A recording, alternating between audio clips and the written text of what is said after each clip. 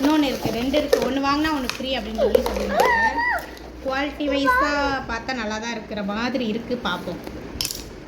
இன்னொன்று கலர் இருக்குது, 2 கலர் இருக்குது. இது வந்து பர்பிள் கலர், அது ரெட் கலர், இது பர்பிள் கலர். வாவ், இது ரெட் கலர் பாருங்கள். ரெட் கலர் பாக்ஸு உள்ளே ஒரு குட்டி டப்பா ஒன்று இருக்குது.